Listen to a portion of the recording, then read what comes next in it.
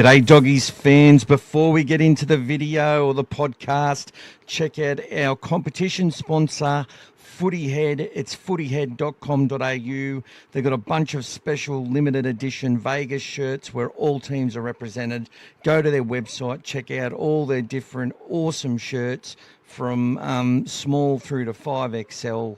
Check out footyhead.com.au. Now it's time to enjoy the podcast. Check it out. Let's go.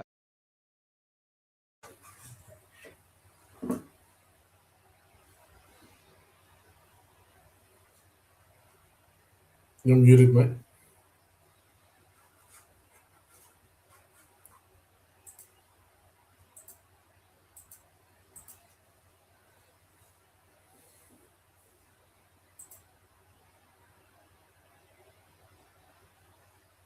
I think you're muted, Michael.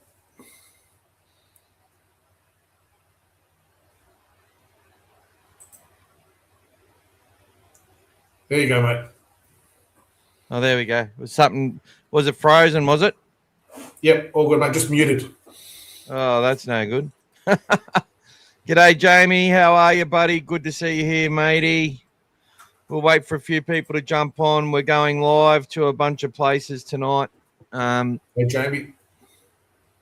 So hopefully that's working.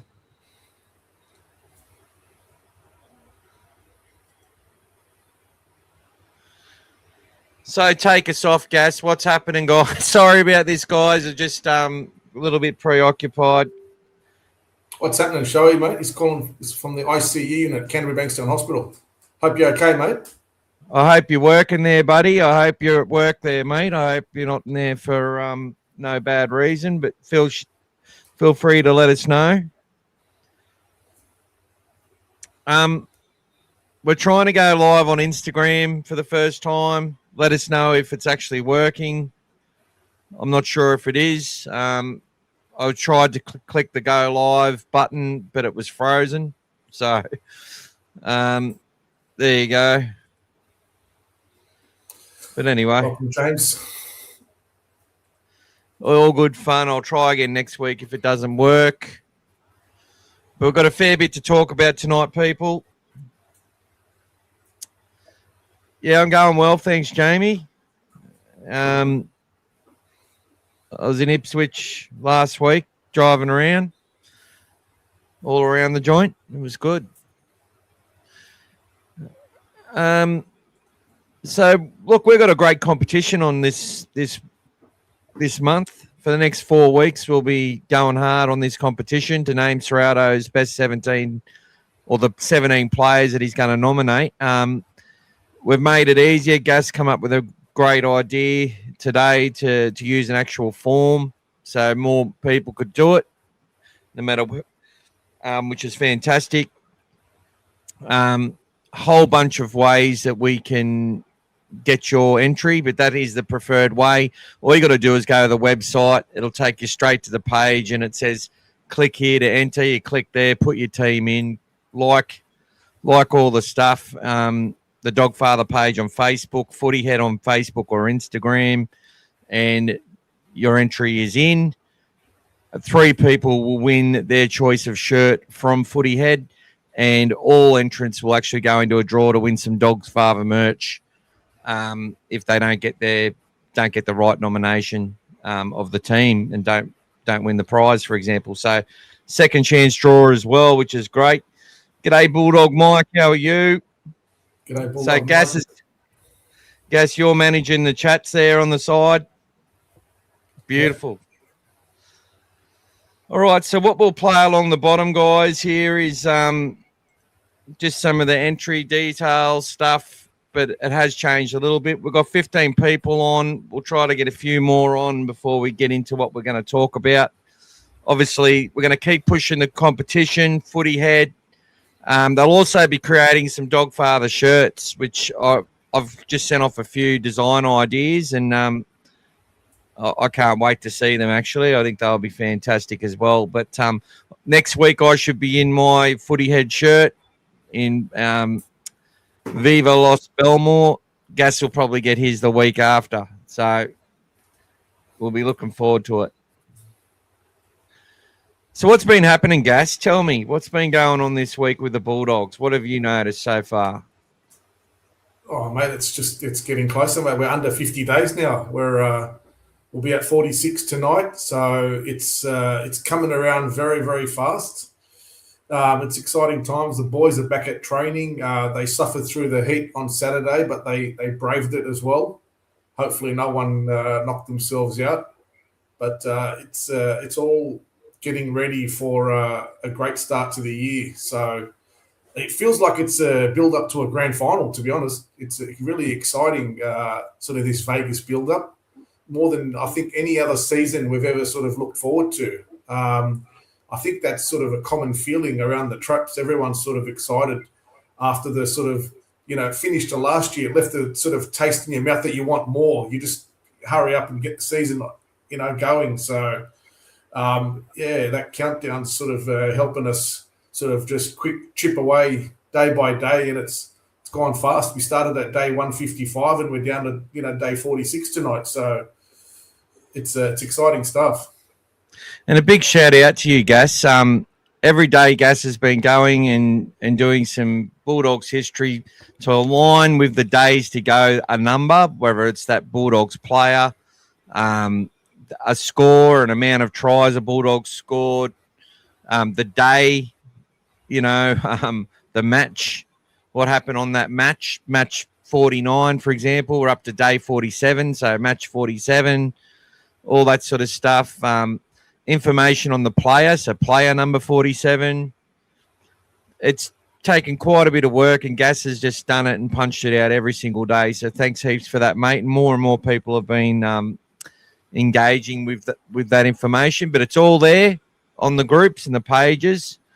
So definitely go there and check it out. Lots of history there. And on dogfathermedia.com.au, you can check out all the history websites. We've got links to them for you. Just go to the menu and you'll see it all there. Also, just put together a new article on Dogfather Media, and that'll be released after this podcast. Basically, just talking about expectations for the Bulldogs in 2026.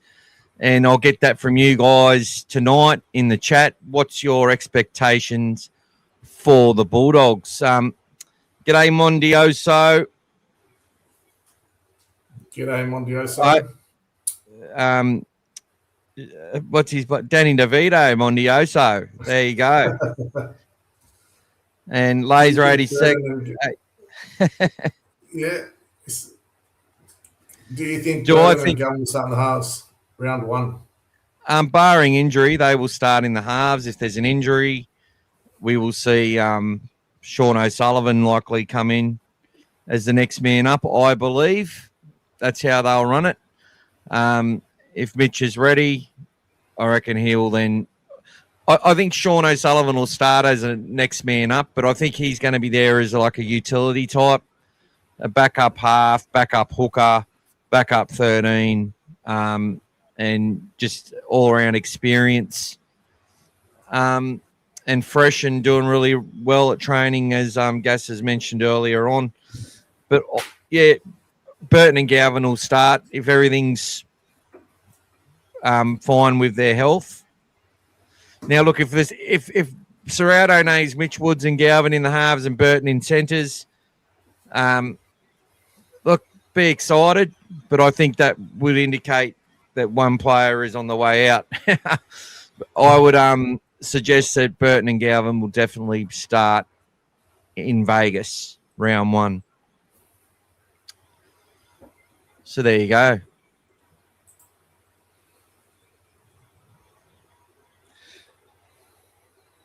Anyone hearing any background noise? A couple of new people on tonight, which is great to see. Billy Bob Home Planet. Yeah, nice comment, Billy. Thank you for that. We won't give Billy much more attention than that, shall we, Gas? That's good enough, mate.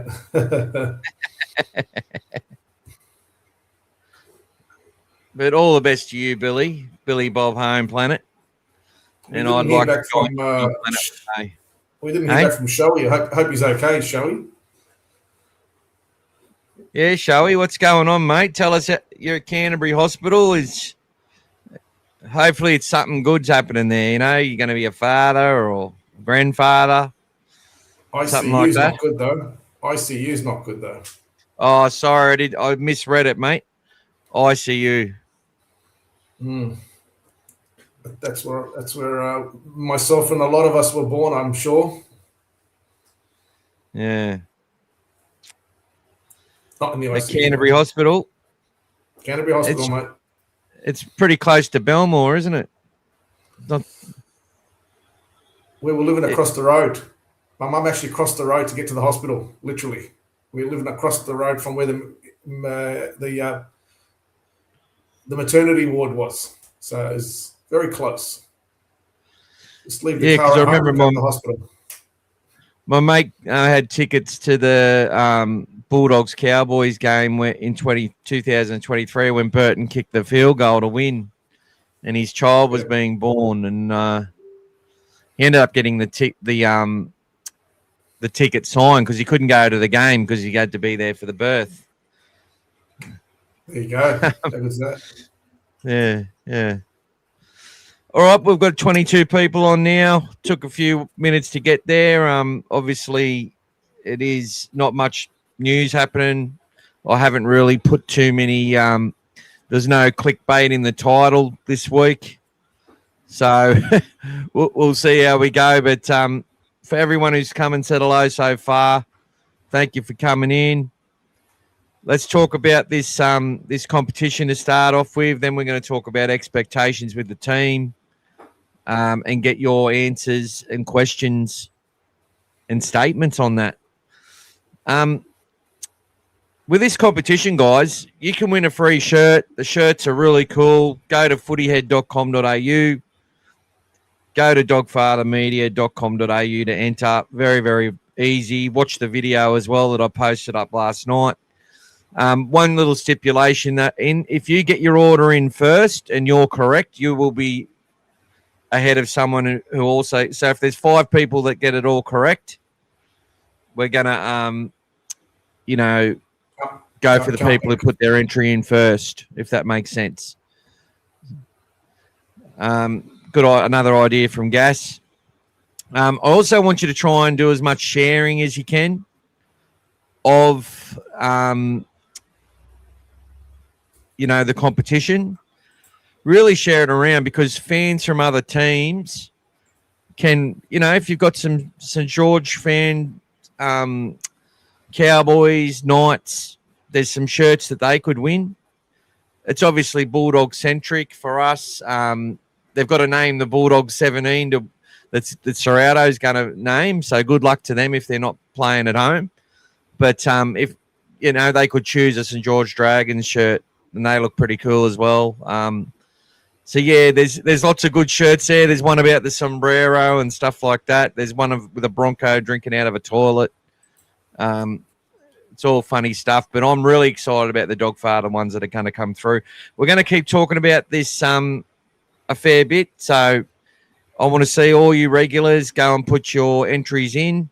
And look, if you enter and you win and you don't want the prize, you can pass the prize on as well. Because I've actually had that happen before. So good to see you, Joel. Welcome. Good to see you, mate. You're watching from Facebook, I can see. Welcome, Joel. So make sure you all go on to footyheads.com, guys. So Timmy's just sent me a message.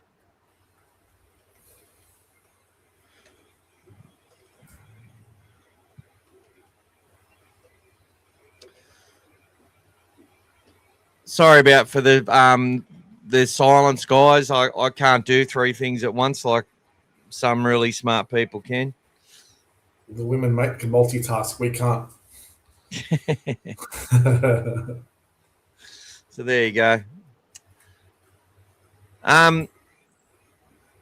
although, look, we've got Footy Head as a promotional sponsor, and they're doing some really good shirts.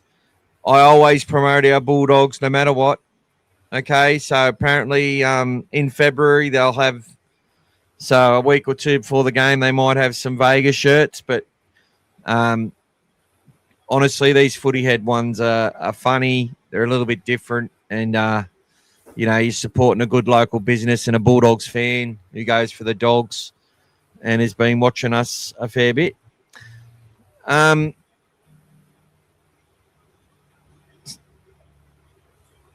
Can anyone let me know? So, Joel, you reckon we're going to finish top 2 this year? What's your predictions, guys? Where are we going to finish? I think the media is probably playing it a bit safe. I think they think we're going to finish top between 5th and 12th is what I think the media has. A lot of the pundits in the media are saying. I think our fans are very much more hopeful. I think people are thinking, anywhere from 7th to 3rd would be a good Bulldogs fans' opinion. Joel's gone all out. He reckons we're finishing just behind the minor premiership this year. And but I want to hear your thoughts. Let us know, guys. Who's going to be winning? Well, how are the Bulldogs going to finish? Where are they going to end up this year?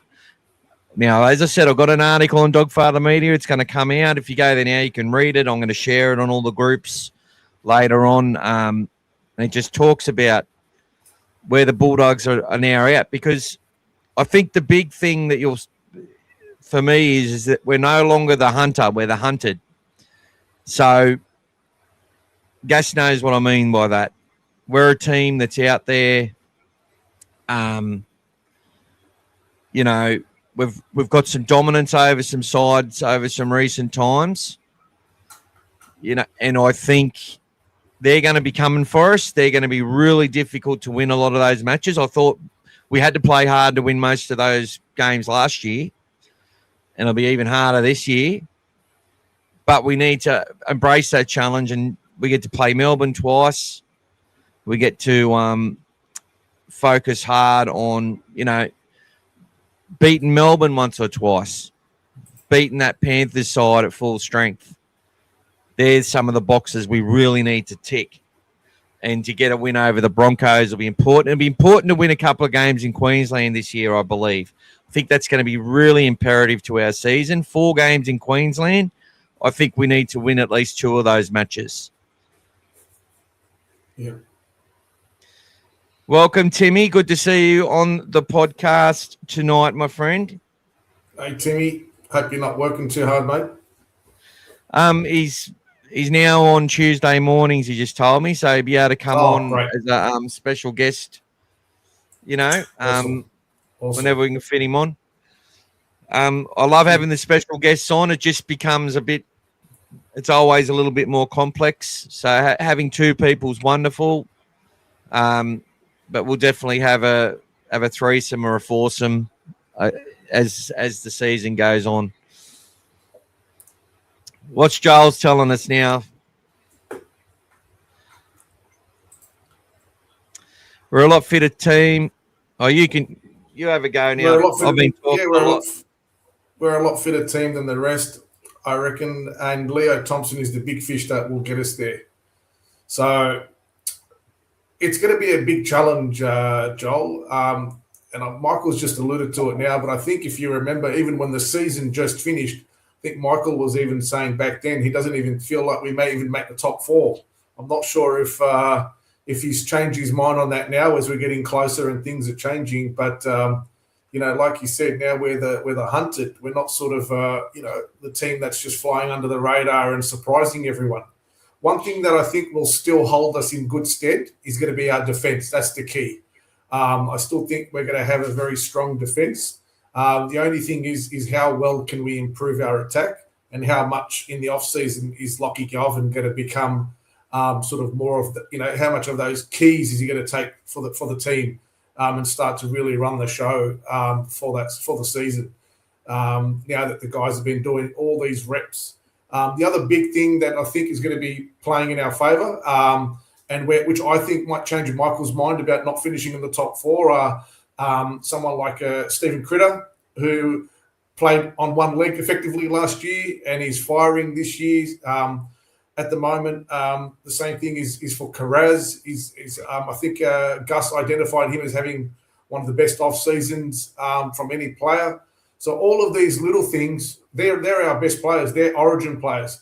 If they're firing and you've already got Australian representative, Preston and everyone else, and now Leo, I think that's going to give us a real big boost into the season. And if we do get off to a good start, obviously, hopefully get the job done in the Vegas, grand final there, and then, get through, 5 out of the first 7 games, etc., and give ourselves a good footing moving forward. I think we'll be really shaping to cement our place in the top 4. If you cop a few injuries, if things happen, things don't gel, and you have to make a few changes, and you're sort of 3 and 7, then you're sort of chasing yourself just to be in that top 8. So, let's see how we go. But so far, it's all good so far. Yep. Timmy agrees on Leo Thompson is going to be huge for us, especially during the Origin period. I agree, Timmy. That's always a big bonus by having those Kiwis in your team. And you want to go through that one if you want, mate?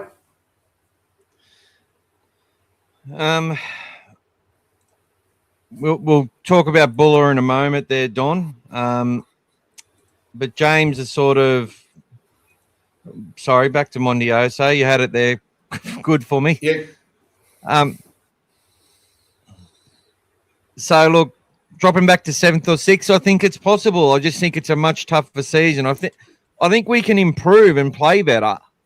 I just think the competition's really the cap's working well on paper. The depth of teams seems to be more even. And I think there's a lot of young players that were sort of behind the 8 ball going back to 2020, 21. But now these players that have emerged over the last 3 or 4, probably since 23, 24, just seem to be a bit more a step above. I'm seeing more of them come into the side. They seem to be fitter, and I think that COVID period for those youngsters really set the competition back a little bit.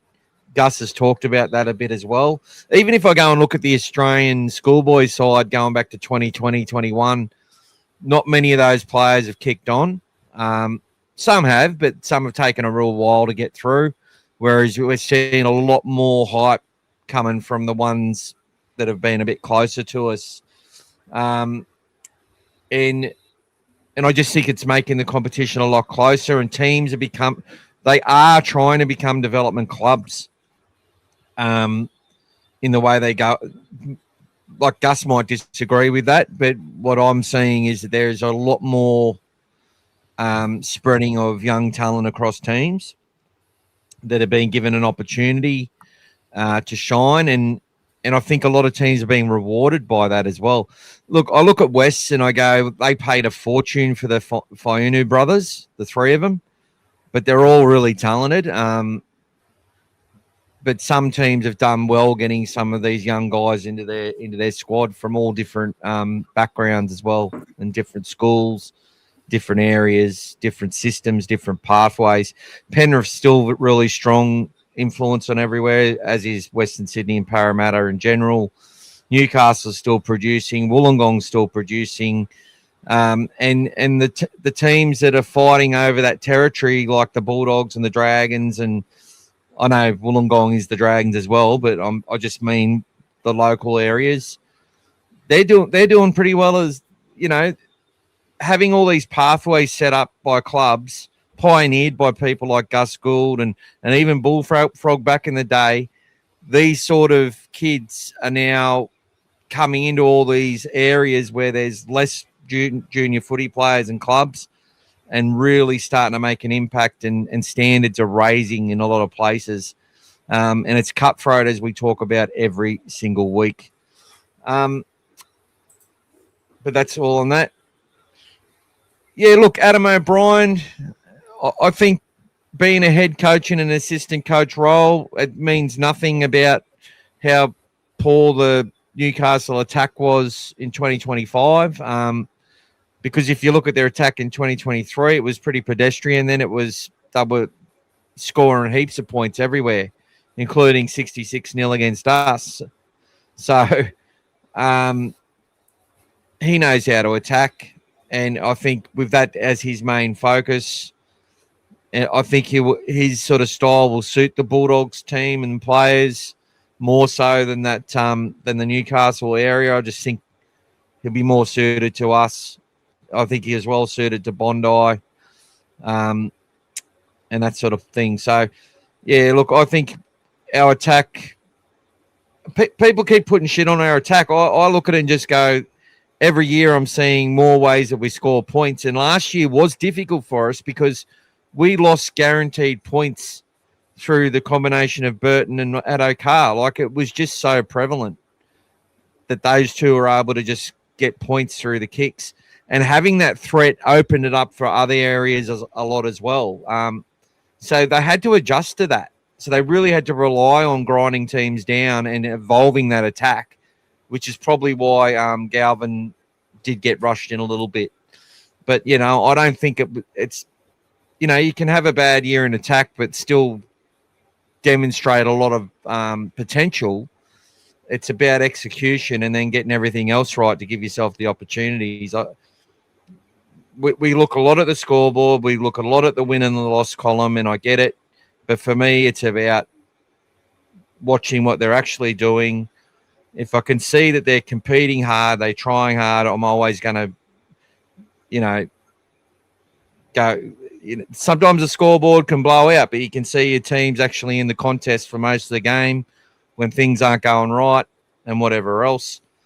But then there's also the other side of it as well, where they should be winning games that they're losing. That's when it becomes really disappointing, when they're throwing games away and stuff like that, when there's the hero complex comes in, when shortcuts are made by certain players. That's when we get upset as fans.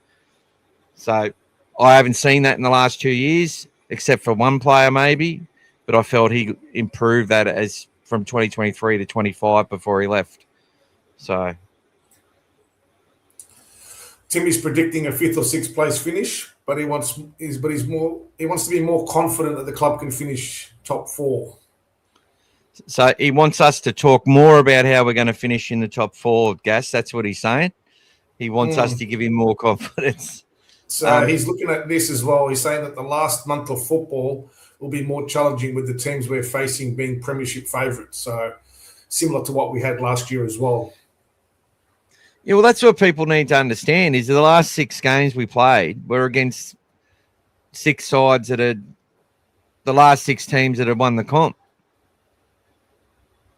even including Manly. So we had the Roosters, the Storm, the Panthers. I think we had Broncos, Manly. The only team that hadn't won a comp. Sharks had won was the last one, yeah. The only teams that hadn't won a comp in the run home were Wests and the Dragons. I suppose the Dragons won it in 2011 or 2010, I should say. Manly won in 2011, so there you go. But it's been shared around, but really, Manly, Roosters, Penrith, Roosters, Melbourne have been the 3 dominant sides for the last, since 2017. And then the teams on the fringe that have challenged have been Souths, Canberra, and you'd probably say Parramatta for a period there, with the other 3 sides that challenged. And obviously, since 2023, the Broncos have come into play. So you've got 4 dominant sides at the moment, and those 4 sides are the sides we need to overcome. The Sharks have been building as a consistent top 4 threat. Everyone else has sort of been just playing for the other spots. And the Bulldogs are the team that excited the competition last year and are looking likely to be that next big club that goes hard. And even though I think the Raiders will struggle this year, I still think they'll have a lot to say over the next 3 to 4 years with the talent they have in their junior ranks. and God help the competition if that talent hits the ground this year, because we could be in for a green machine party for a while, which I don't ever look forward to that. Oh, you're doing great. Bulla, bulla, bulla, bulla, bulla. Well, maybe he's watching the podcast. He's one of the 30 people watching at the moment. I'm sure he is. Him and the whole West Tigers are watching the All Things Bulldogs, I'm sure. And as they would, they'd learn more about their own team if they did.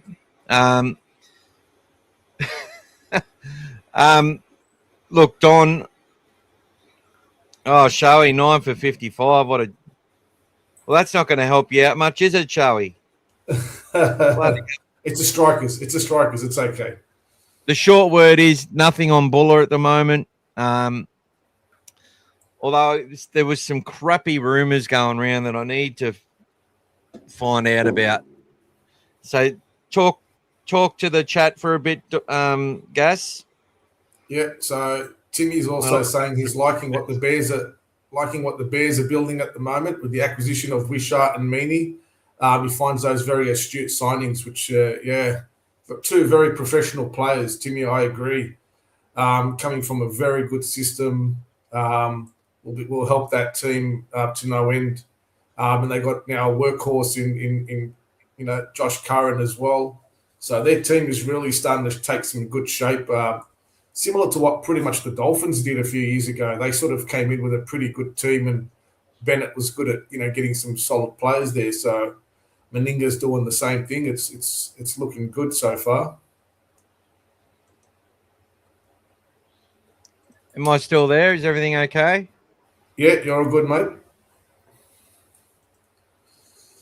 Timmy's saying we need to win that game against the Storm early in the season. Treating it like a top four competition points win during Origin, and then we face the Roosters and the Storm away in the later part of the season.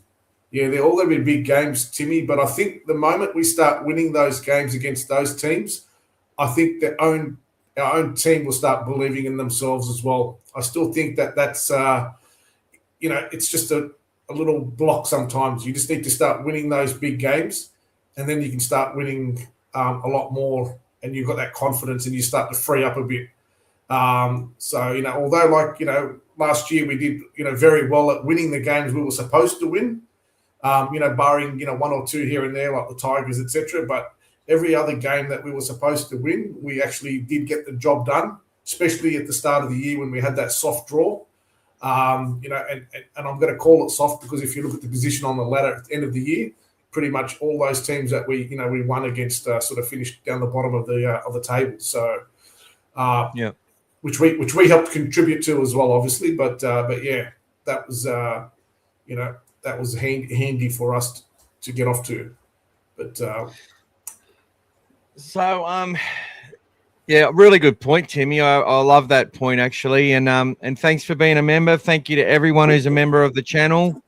Much appreciated. Please like, subscribe, join the channel, take a subscription of some point.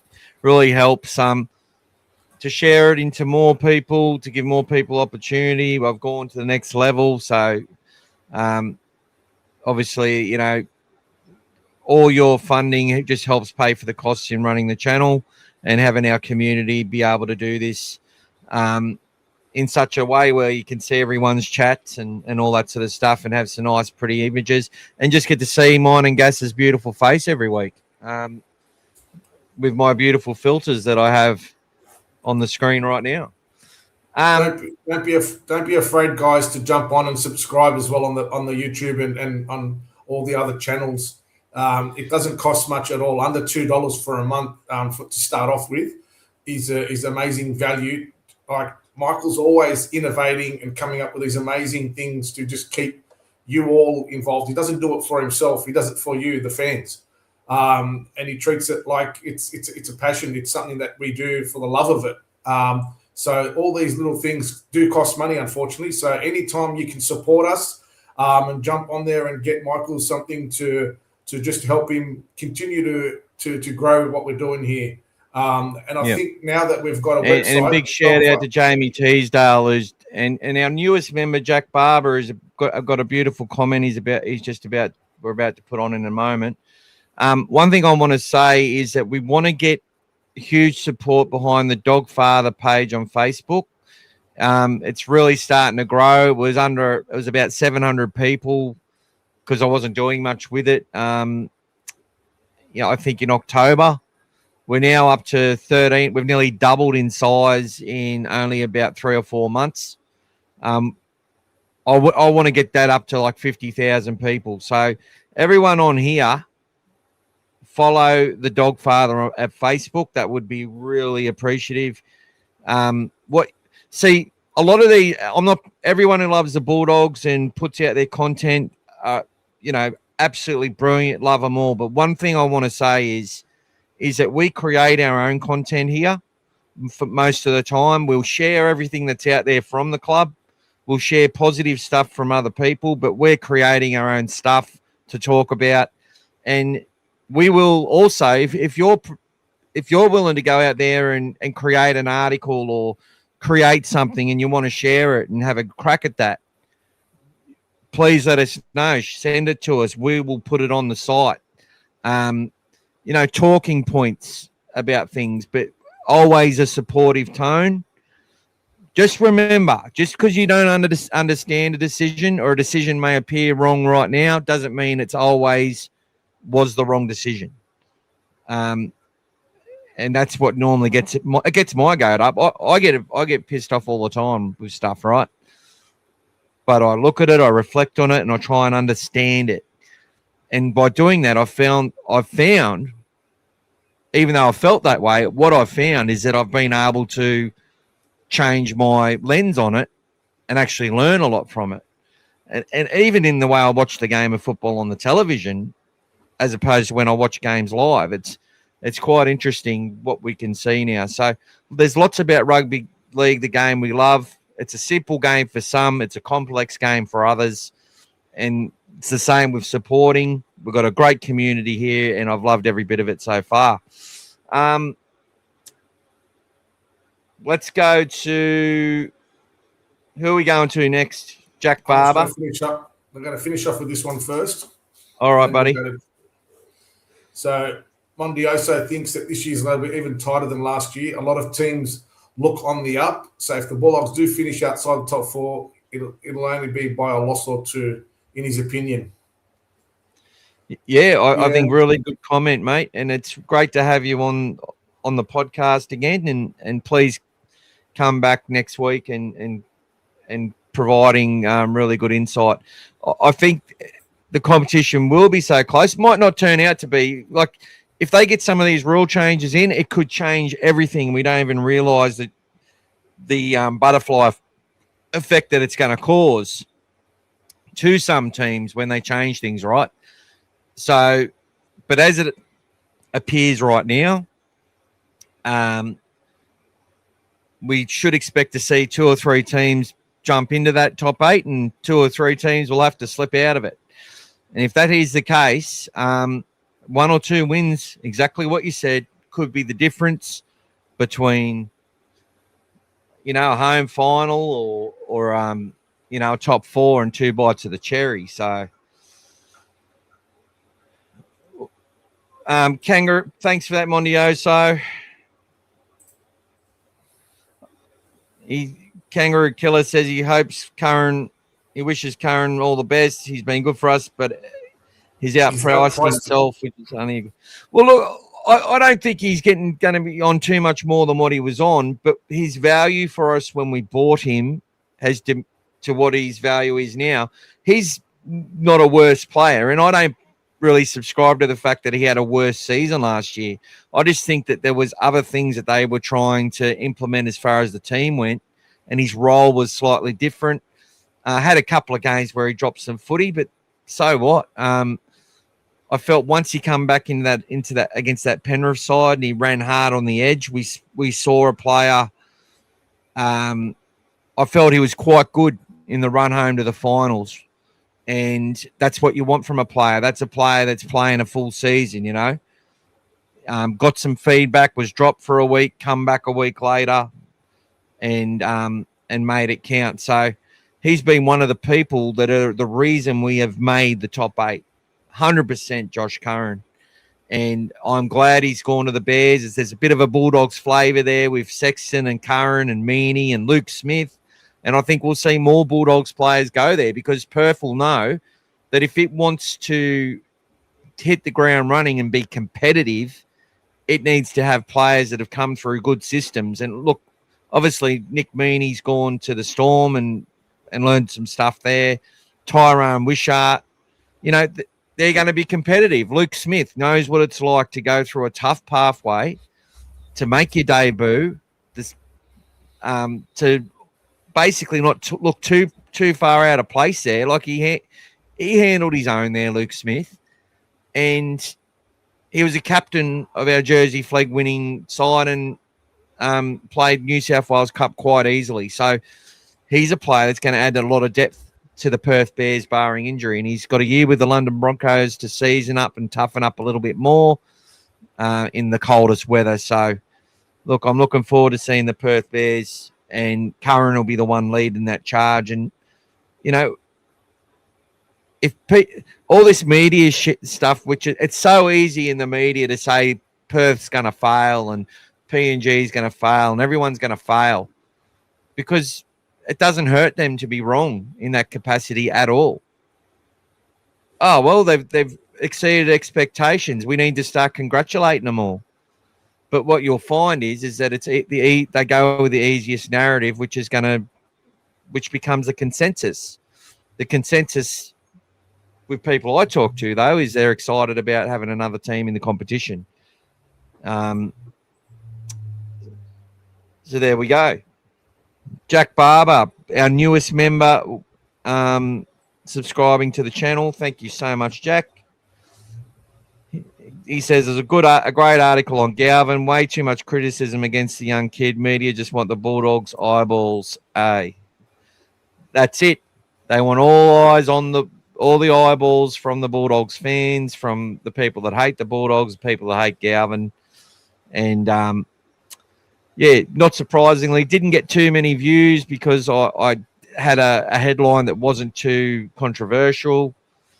And if I change the headline to Galvin's not a halfback, even though everybody's already said that a million times, 100,000 people would have read it, or read the headline anyway, and put a comment on it without reading it, which a lot of people would like to do. But that's what it's like. That's the world we're in. What's happening now, Gas? Jack's also joined the Dogfather Facebook. Head and shoulders better than NRL 180. NRL 180. There you go. Well, go back to Jack. Thank you for following, mate. And make sure you join this competition. Go to dogfathermedia.com.au. Put your entry in. Also like footyhead.com.au. We'll just keep giving it a plug as much as we can. Bulldogs fans out there that have businesses or anything like that, get in touch with us. We can always work out a deal together because I've got the space and the ability to do it, and it does help.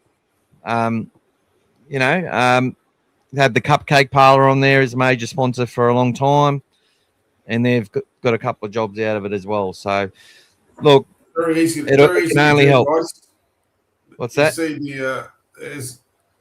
If you see the Dogfather Media, you click on it, and it's too bright. It's too bright. Yeah, you click on the Dogfather Media and straight in, guys. You go into the website Dogfather Media, you click, and then you're straight in there, and you can enter the competition there as well. So you'll be able to see it. You'll be able to see it once you get in. Very easy to do, guys. Jump on there and put your best 17 in. Support the Dogfather Media, support the Footy Heads, and they're giving away some great shirts for those who missed the start. Some really limited edition, Vegas shirts that they've created, some unique ones. It'll be a good competition. So the ones that are first in are the ones that, if there's anyone that's the same, like Michael said, if there's a few people that finish with the same 17. The first person that put that team in will be the victor. And there's 3 winners. So jump on there, support Dogfather, support Footy Heads. And go onto their website as well and like their Instagram and make sure that you're having a look at the other stuff they've got on there. So it's really good. Is there sorry, what I was going to say was you can do, there's Buzz 360 on there as well on Dogfather Media for you to check out, Jack, as well. So not just Fox NRL 180. There's that as well. So Kangaroo Killer's still talking about Curran there. He'll be saying anywhere you put him in the forward pack, he'll do a great job for you. And we saw that last year as well, Kangaroo Killer. So, he played games at front row. He played 80 minutes at times. I mean, he was extremely versatile. He's got a lot of speed for a forward, and he just puts in effort all the time, every time he's out there. And he's always hunting for a try as well. He's sort of not afraid to go looking for it. So, I'll tell you something. Most of the entries so far have been the same, which is great. But that's also a positive thing to talk about the Bulldogs, guys, because the very fact that you can pick a best set. We know we've got all this youth. We know we've got all these players that we really like. But you've got to pick Leo Thompson and Max King as your starting front rowers if they're fit. Like, you just got to pick them. No one else gets a look in, right? You got to put Satelli Tupanua in the team. 99% of people are going to put Harry Hayes in the side and Kurt Mann.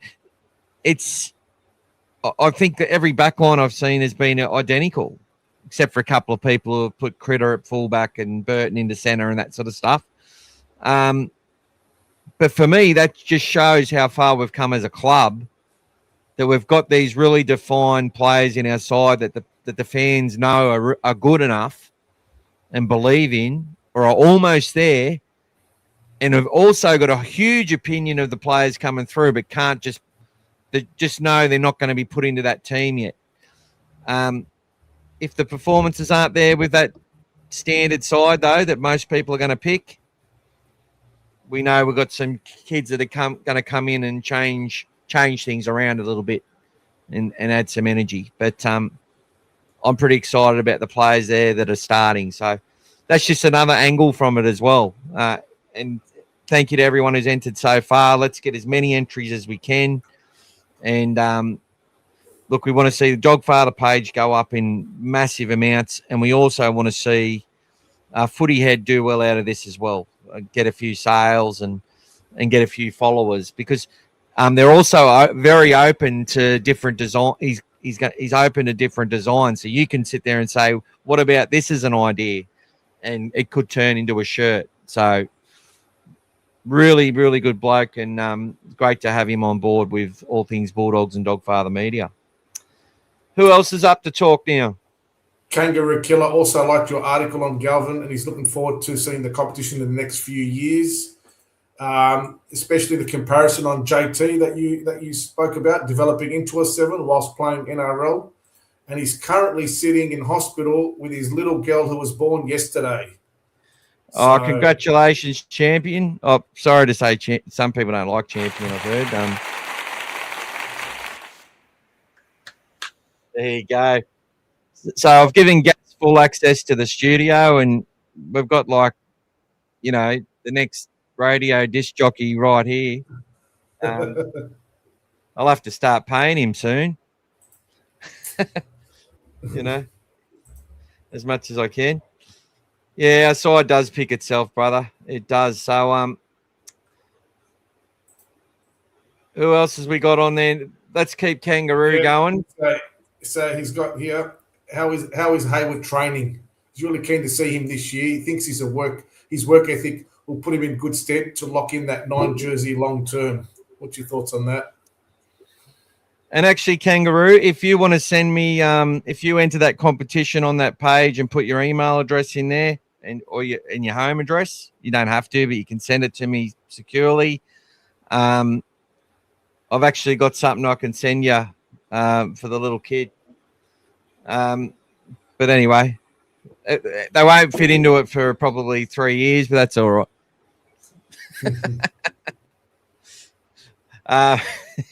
So when you order full-size adult stuff, but it's actually kid-sized, it's not fun. It's not fun.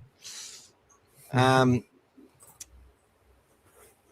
right, let's go to Heinzie. Good to see you, Heinzie. So with Josh Curran leaving for the Bears at the end of 26, who replaces him? I'll take this one. He will be replaced internally. So, and his position that they're replacing. So look, basically the way it is for me is that a bit of his money goes to upgrading Critter, a bit of his money goes to upgrading Preston or Carraz or potentially a Burton or whatever they got to do. So just say he's got 400 grand. I would be like, they take 50 towards upgrading someone there, 50 to upgrading another player there. And then they might have 150,000 left out of that. And they go, okay, that's going to pay for Jack Underhill's first year in the NRL. The other 150 is going to pay for a player that's we're making a decision on right now. It's stuff like that. As far as his position in the team, though, that I think that will it may have already been replaced by Latu Fainu, for example. Sorry, Fainu Latu. He might have replaced Curran on slightly less money, on 100 grand less or whatever. So that's how they sort of do it. It's just about making the cap fit. So there you go. Mondioso's had a few inside sources telling him that Fainu Latu is training the house down and might even play at prop sometime in the season. Well, it makes sense. It makes sense. Like, we've picked a side of Harry Hayes was a centre. Curran's played there. Preston was a centre. Who else was? Satili Tupanua, a centre. Okay? All these... Bailey Hayward was a 7, moved into 13. Now he's a 9. So all these players were centres, were backs, fast people with speed, with good, who are used to playing 80 minutes. See, this is where, I've actually got an article ready to go on this about Serrato, but I sort of held off because I wrote it around semi-final time, and I just felt it was too much to do it. I'll probably release it before the season starts, put a bit more pressure on myself as a fan with my expectations. But really, one of the good fans of the show and the great people out there supporting the Bulldogs with his own content and sharing the right content is Macca on X. Make sure you go follow him all the time. He's been a bit quiet, really struggling while waiting for the season to start. He loves the Bulldogs. And he, he talked about it as well. He actually alluded to it first. And it's the way that Serrato has players playing in different positions. He's had people with mindsets of playing 80 minutes, not having a break. So if you're coming through as a centre in all the junior games, you're playing 80 minutes. So by the time you get to the NRL, if you're tall enough and you're packing weight on, you've got that mentality that you're not going off, right? And that is so when you need people there to keep turning up and making repeat efforts to win a game of rugby league, you want people like that. And that's why you see the players like Harry Hayes and Josh Curran. He actually, we were both looking at some highlights. He sent me some. He goes, just watch Josh Curran on this play. He doesn't get involved. He barely makes it in for a fourth person on a tackle.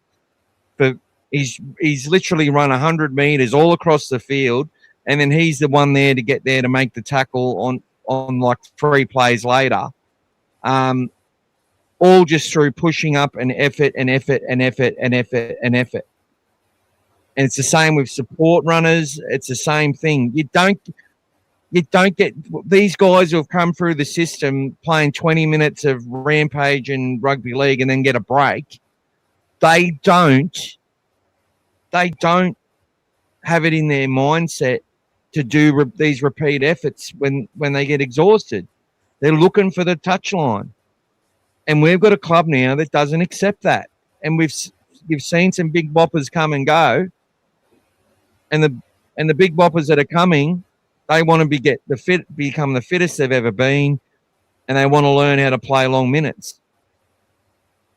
And no passengers whatsoever. And if they've got to lose some games in Cup and in Flag and wherever else to test these people out the way they need to be tested, that's what they're going to do. You know, they're not watching the scoreboard as closely as they're watching the individuals that they're trying to select to play NRL. So, getting back to Finau-Latu, it would make complete sense that he would build up and play middle, because he is a repeat effort player, and he's a player who goes again. There is a huge, I've talked about it a few times, where he runs, he knocks down the door, makes about 10 metres post contact, gets a late offload away. They make another 10, 15 minutes, quick play the ball from the person who got the offload, and he's the one taking the next hit up. So he did 2 hit ups in a row.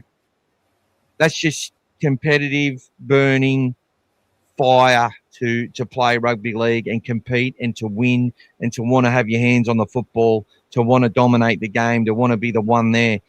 And they look at players like that. That's what Payne Huss was like. That's what, you know, they're talking about this young Marcus Bye's son is a lot like that, has a really high level and motor.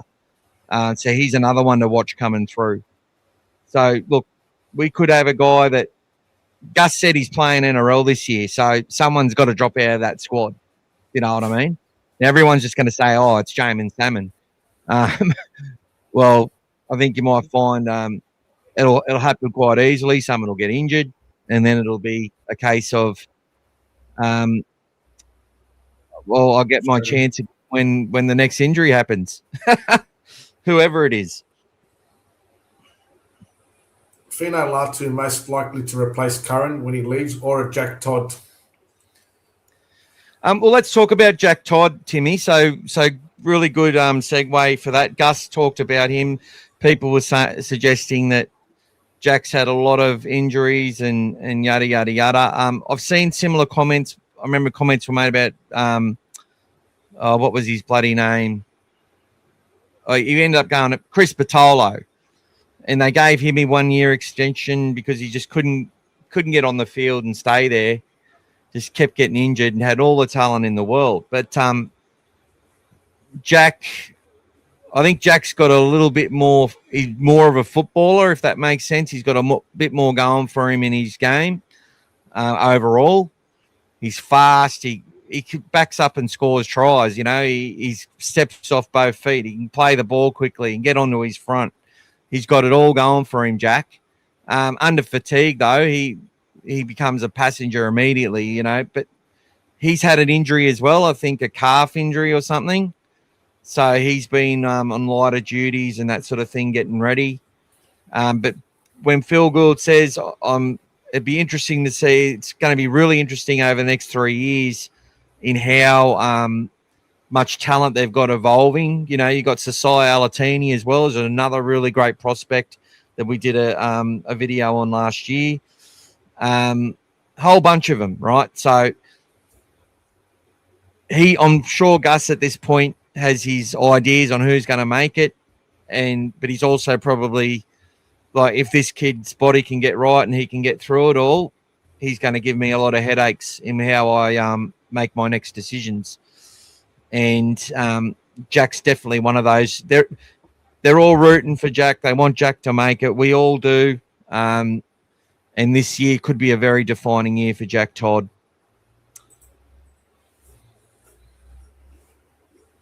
I thought Finau-Latu was a lock or back rower, kangaroo killer scene. Yeah, I think I answered that in my big spiel there. It doesn't matter what you are. If you've got the if you're fit enough, can play long minutes, you got the hunger and the desire, you play in the middle, you play on the edge, you play wherever. Edge is stacked at the moment. And even like Curran, for me, is just as good a back rower as he is as a replacement middle. So a lot of people there. Congratulations to Kangaroo Killer from Timmy as well. Kangaroo Killer looks like he'll be sending you some details to send him something that he can use in 3 years' time, unless he has a big baby. G'day, Tony. Up the doggies. Welcome to you, Tony. Feel free to join, like, and subscribe. Heinzie's keen to see Mr. Underhill come in. So that'll be exciting.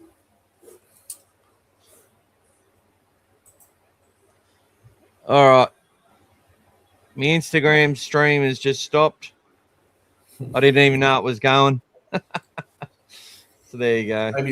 Maybe it stopped at 1 hour. Okay. Yeah, it does. Apparently they stop after an hour. There you go. That's it.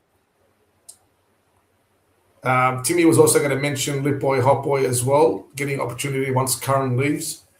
I think, Timmy, you'll start to see, depending on how Curran goes this year, if other players have started to step up, then, as naturally happens when a player's leaving, if there is someone else that's playing better and he's not, then they might start phasing him out anyway, even this year potentially. I mean, if he's required, they'll definitely use him. He's not the kind of player where there's any animosity in him leaving. They'll definitely, play him if required. But if not, it wasn't that long ago, a few weeks ago, Mick couldn't even get him into our reserve grade team.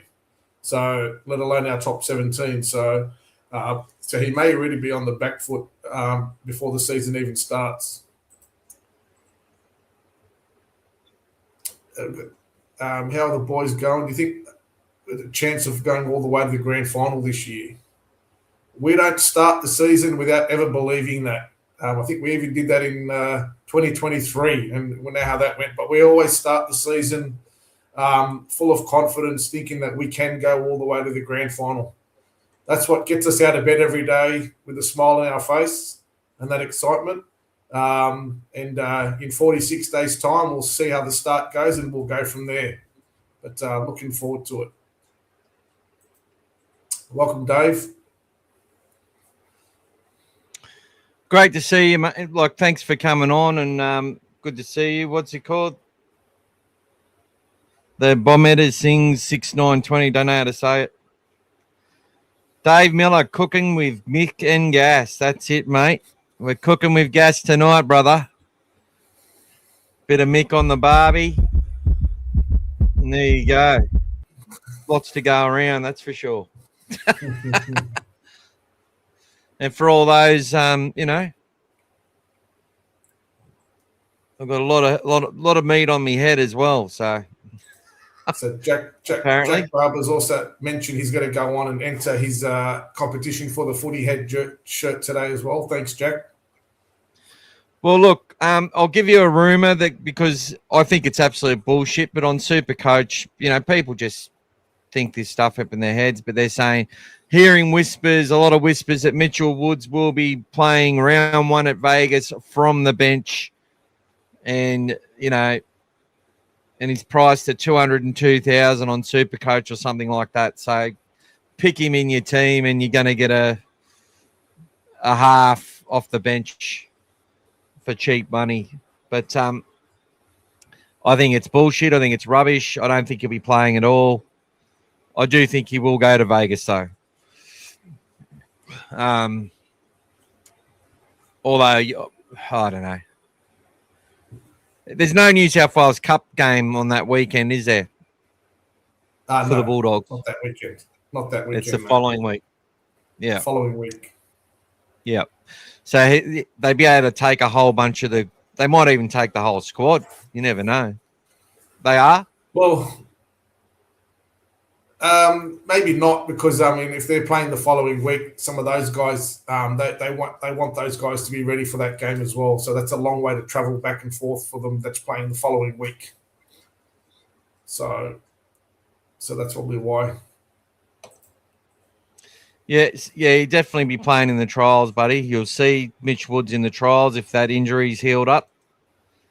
And thanks again to Jamie Teasdale, who's given us a super chat, $5, and a really good shout out as well. They're always good shouts out from Jamie. I believe Bailey Hayward will surprise some people this year. Plus, I think he needs a big year. Really big statement there. And I think that we finish 5th at the lowest. Let's go, the Dogs. Beautiful support. Yeah, I'll be doing a big feature article on Bailey Hayward. Don't you worry about that. I'll be hitting up his dad, Brad, to try and get me some. Brad reached out. I probably shouldn't talk about this, but he just said really appreciated the kind, balanced comments about Bailey when a lot of people on these groups have been saying a lot of crap about the kid, and especially after that Melbourne game where he got busted after 15 minutes, had his face smashed up, and he missed like 13 tackles. But he put most of those misses were him running out of dummy half, chasing markers or chasing the dummy half himself, chasing out a dummy half to put pressure on kickers, all that sort of thing. He probably had 2 misses that, in a year or two, he won't make those misses, if that makes sense. We'll see that his service will continually get better, but it was good enough for us to score some great tries in the run home. And I think with that extra punch up the middle, we may see young Bailey Hayward bring a little bit of a running game. But we won't see it all the time. It'll be there for surprise element, just like against the Roosters. So, yeah, I'm excited about Bailey, and I can't wait to do an article on him and hopefully get something more out of him. I haven't asked yet, but I'm going to. As in, would be lovely to speak to Bailey, have him come on the podcast or do a little video for us or something like that. But we'll see. They're not all allowed to do stuff either, guys. That's another thing. There's certain people that aren't allowed to speak, I think. But, you got to get things approved, I think. I do believe. It just hasn't been in me to sort of worry too much about the first graders. More worried about the ones coming through. Yeah, Bailey would be a good one to talk to. Really good kid, smart kid, great Bulldogs background, tough as nails. So good shout out, Jamie. Thanks, Jamie. Kangaroo Killer's still a bit dirty, mate. Well, we got Danny Gabriel, and Danny handled Michael pretty well in the flag final, buddy. That's all I'll say. Michael's definitely got that. He's more exuberant. Danny's seemed to be more laid back, more humble, in my opinion. But we had to give someone that we thought would be a good chance of playing NRL. And look, he's not got close to a start at Cronulla since going there. So he was obviously he might have got a start at the Bulldogs at some point. But I'd say we've got a lot of depth in that area, in the centre position. So, and Danny is a part of that conversation coming through. He's one that's sort of been forgotten about. But so I'm glad you mentioned his name. But I love Connor Tracy. I think Connor Tracy, what he did without a preseason to come in 2024, going through some of the highlights, some of the work he did, and then the extra ability in defence last year, saving those 2 tries. I'll never ever forget that. That'll be in my memory forever. Those 2 try-saving tackles. I'm not going to sit there and hold him about he got held up in 2 matches, both games where we smashed the opposition. By the way, and what was it? He dropped a few balls on a windy day in a trial match, and then had a couple of poor drops after returning from that horrific internal injury, which honestly, he probably needed to have another 3 or 4 weeks off, to be honest. So there you go. Which teams do you think the premiership window is closing on, or they need to win a premiership in the next few years? I think Cronulla can be a team in that bracket. Yeah, I agree, Timmy. I think Michael's spoken about this a few times. They've been up there for quite a while, sort of finishing in that top four, making that sort of prelim and not going on with it. And they've had a pretty steady, settled team, as Michael sort of pointed out again. I think when Buzz was making a few comments and throwing a few things our way, he kind of forgot that his own team was one that he should be focusing on a bit more. What's your thoughts on that, Michael? Yeah, really good shout out and good point, and really great question, Timmy. It's been talked about by a couple of pundits that the Sharks might need to win a comp. I think, I don't know if you read the article about all the coaches and where they sort of sit on the pressure meter. So I think Fitzgibbon was under a little bit more pressure. They had Serrato as an 8 out of 10, like, meaning he's under no pressure. They had Bellamy and the two at the top were Bellamy and Ivan Cleary on a 10. But they had Robbo on 7, which was interesting, and they had Fitzgibbon on the same rating. And obviously Todd Payton's number 1. They've got Benji at 3 or 4 and something like that. Flanagan maybe as a 6. I'd have Flanagan down as a 3 or a 4. They'll want to see improvement in the Dragons, like making the top 8 this year, or I think that they'll need that, or he'll be in a lot of trouble for the start of the next season. But getting back to this, they talked on that article about the Sharks' premiership window being basically this year, or they're going to be in a bit of trouble. They don't have Ronaldo Mulatalo. That's like us losing Jacob Carraz. As far as what he means to his team and the way he plays, as much as I've disliked the guy on the field, I think he's a really talented individual and a talented player and plays his heart out for his side. And he is a huge loss to the Sharks for this year. Now, they've got some good kids that can fill that void and vacuum. But I don't think, I think they're going to struggle because of that. Wingers are so important. Wingers that can finish chances that not every winger will finish are highly important. Yardage, energy, all that sort of stuff. Under the high ball when they're on fire and that sort of thing, defensive reads, experience, having that same squad together for such a long time that have been building and building and building. They needed to make a prelim last year. They did it. They're expected to be, they're actually 2nd or 3rd in betting to start the year last year. I think they could be one to drop out. Melbourne, I think it'd be forced into a bit of a mini rebuild. So no Pappenhausen. Peze's gone, the backup half. Hughes has struggled to stay on the field for long periods of time. Munster's sort of had a pretty good run the last couple of years after struggling a bit. He had a fair few injuries for a while that I think it was his groin he couldn't get right for quite a while. Been up a long time. Eli Katoa, losing him for a long part of their season will struggle. Obviously, the likes of the Josh Kings and the Trent Lieros and these sort of players coming through. And they've got some young guys on the bench which they've re-signed.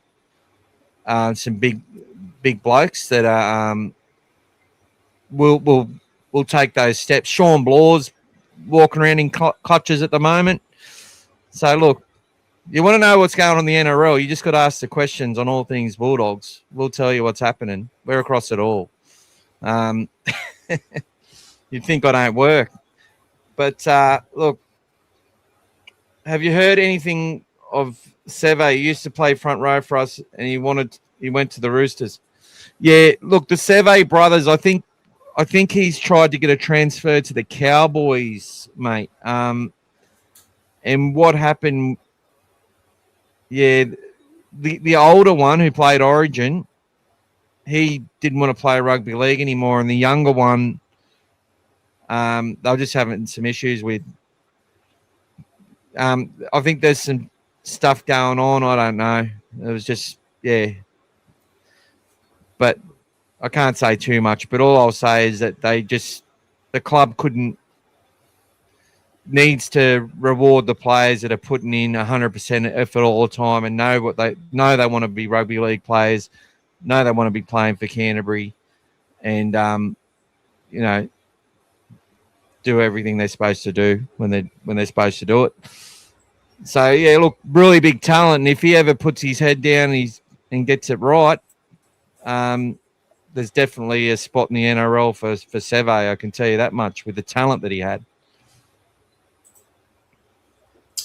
Amir's saying that the Bulldogs off-season is renowned. Meaning our training. I think what Amir's probably referring to is how it's always looks amazing and everything's ripe and ready to go. Maybe because we're Bulldog supporters, we do get a lot of that content, so we do see a lot of good stuff.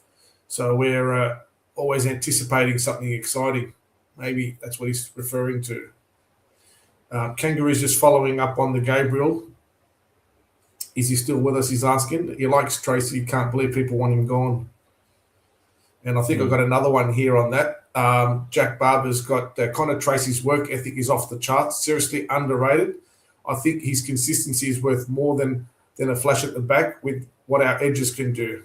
And I think, Jack, you probably would have heard me and Michael talk about that. If you haven't in the past multiple times, we 100% agree with that, mate. It's right on the money, mate. That'll even get a like, that one. Beautiful. And that'll go on the starred section. Kangaroo said look, we got into a situation there, going back to the Dean Pay era too, where we had nothing to lose and we're competing well towards the end of the season. End of 2022 of Mick Potter, we went on that run after we changed coaches, and we had Serrato coming in. We got some good players coming to the club. Pre-season was you speak to any player at any club about their pre-season, it's the toughest ever, it's the hardest ever. It's the rhetoric's all the same, but one thing's for sure is that the Bulldogs have come out playing pretty good rugby league for the last couple of years and set their seasons up pretty well. And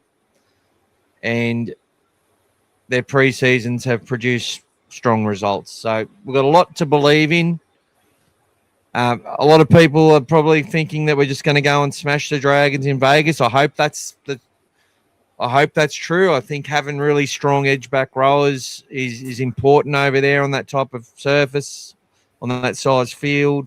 I think all the things we do well will work for us. But I'm looking at that Dragon side, and they've got a lot of youth and energy coming through some of that young talent, which was elite talent.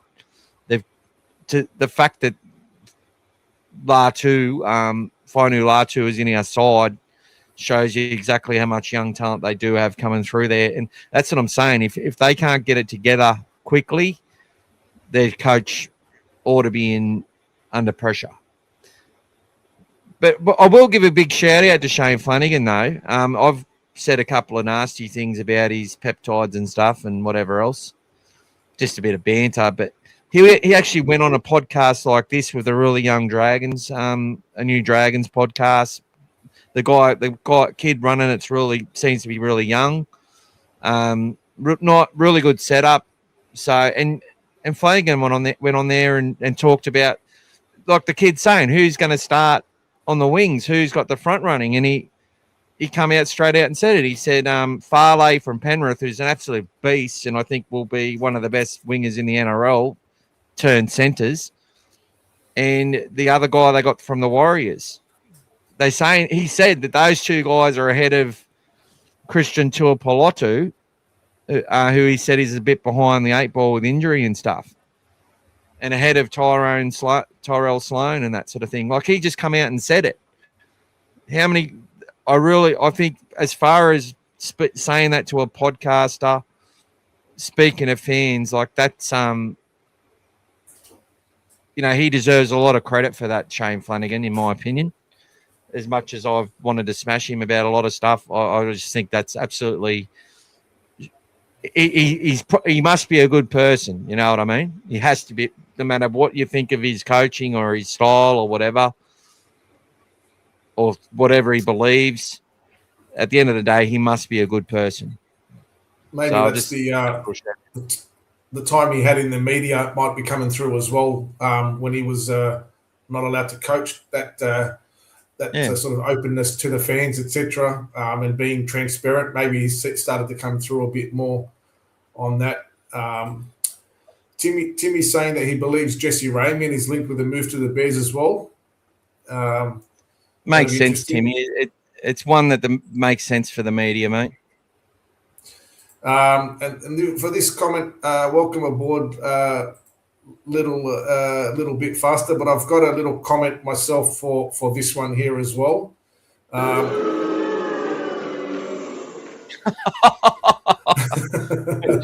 We're just playing with our toys, mate. We're playing with our toys. Come on, get behind the team. Get behind. I love the Bulldogs. I don't care what logo they play with at the end of the day. Like, I'm into my history. I'm into all that stuff. I know how, I've created some Dogfather logos myself for nothing. I'm sure it would have cost the club a fortune, which is one of the downsides of this sort of stuff. But it's our logo. Let's go win games in it. Let's get behind it. What I say when people say have a great day, and I say, well, you might as well. It's better than having a shit day. Might as well like the logo. You know what I mean? It's our logo. Look, to me, it's never what the logo is. It's what the logo represents. It's like our flag. I couldn't give a shit about what flag we got, and people might take offense to that.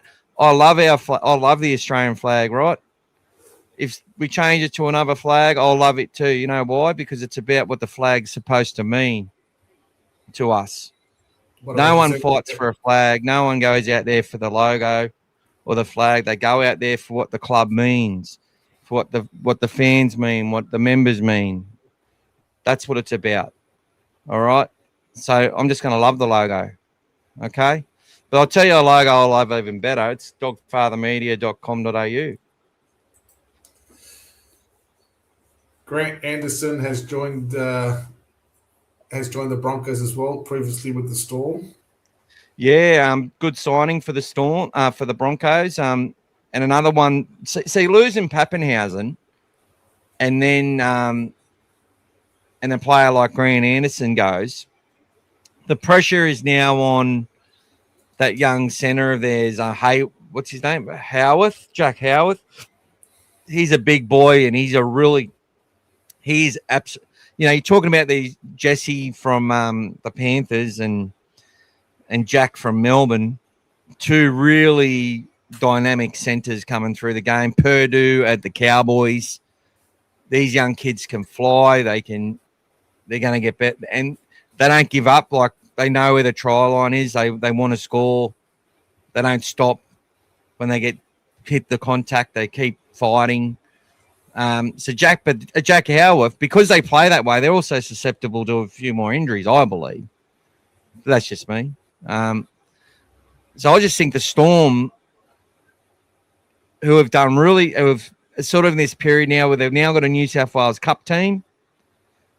They won the Jersey Flegg last year, the Storm, which is unbelievable to think about that, if you really think about that, right? So they're sort of in this little phase now where it's like, okay, go out there with the same standards. Our depth, they'll talk about us sliding down the table again. Bellamy will use that. We get a few injuries. We're going to have to rely on these kids, and these kids are going to get exposed out of necessity. And what we'll see is two or three more players we didn't know about that we're suddenly talking about at the Melbourne Storm, who will become free agents in a couple of years, and teams will want to buy them. That's what's probably the likely thing that's going to happen. But this year, I think, all things considered, if they're going to fall down the ladder, this year's probably the year it's going to happen, unless they can keep that spine together. And a player like that little dynamic Fa'alongo from fullback can actually, ignite. ignite and play that week in, week out stuff from fullback. I want to go back to the NRL Nines comment because there's actually a competition at the moment, a Nines competition, which has a bunch of ex-NRL players and stuff, and it's getting bigger and bigger every year. So check it out, NRL Nines competition. I think it's being played in Queensland, maybe at the Gold Coast or somewhere. Check it out if you love the Nines, and you'll find a few players in there that you'll remember. So there you go. G'day, Lucas. Thanks for being a member, Lucas. Timmy's loving the new logo, and James has got a comment about the logo. The logo doesn't win games. The Bulldog spirit does. The family club, that's it, mate. And he's loving the logo as well, Jack Barber, the more he sees it. Yeah, jump on board, mate. I'm in the same boat. I just got to go back here, buddy. Purdue is a halfback. Yeah, he's listed as a halfback in the Cowboys, mate. But I'm not going to tell you that he's a centre unless he's been playing the whole season at centre. I think they tried him for a couple of games, but he scored 14 tries from the centre position last year at the Cowboys. He's a free running, free striding type who's also got that knowledge and ability to do a bit of playmaking. He's a good support player, good open field player, Jackson Purdue. And I think you'll find he'll eventually will play 6, and he'll be the 6, and Dearden will be the 7 at some point over the next couple of years, and that will evolve over time into a really good combination, I do believe. But yeah, he's playing as a centre at the moment, bit like a Matt Burton, except I'll tell you one thing: Jackson Purdue can't kick a ball like Matt Burton. I don't think many can. I think if Woods can get his body right, he'll play a little bit like Mitchell Pearce in the NRL. Yeah, not a bad comment, brother, because he has a sort of similar style. He does very, very clean in the way he does his business, executes things in a certain way. But he's got all the looks of a halfback. But I think that Mitchell Woods' best attribute is the thing that they're probably going to talk about the least, and that's how he runs the football. But I think the other thing about Mitchell Woods is that when I've seen him get injected into teams, they seem to lift. Their confidence goes up, and I think it's not just because of what's been talked about. I just think it's what he brings somehow. So he's obviously got something really special going on down there, like in his head, in his aura, all that sort of stuff, if you want to get into that. He's got a strong Bulldog spirit, which is what Jamie Teasdale was just talking about. It's not the logo, it's the spirit behind it. And that's the same with Australia. It's the spirit of Australia and what we are. It's the spirit of the Bulldogs and who we are and what we are. Doesn't really matter. Just ask Parramatta. If you listen to Gus on his 6 tackles, he was talking to Marco Mealy on one of those podcasts he does. He was talking about the team of 2004, and it was exactly what Marco Mealy was talking about. It's that whole spirit. The guys did everything together. They just bonded. It was just a great camaraderie, and they're still doing it now. I think he mentioned even, the boys are organising lunches and dinners still together. It's just something that is unbreakable. But the Bulldogs had that back then. They were all as one, that big spirit. And I think it's been for me like the whole time since the Berries have been around, and even locked in when Peter Moore, Bullfrog, was there in the 80s, and when they were doing so well, it was this, that family club is the family club for a reason. It is something about the Bulldogs and the spirit that sort of backs against the wall type of team. It's the community, that whole spirit, the multicultural, everything about it is that spirit. And if you go to a Bulldogs game, it's all walks of life at the game. It's amazing atmosphere, and it's a lot of fun. So yeah, obviously get on board and have a look. It's really exciting times, and so many young blokes, so many old people, everyone going to the games now. It's record crowds, biggest crowd numbers we've ever had last year, 2025. So in our 90th year, that's amazing stuff. Yep, very much so, brother. I don't know what that means.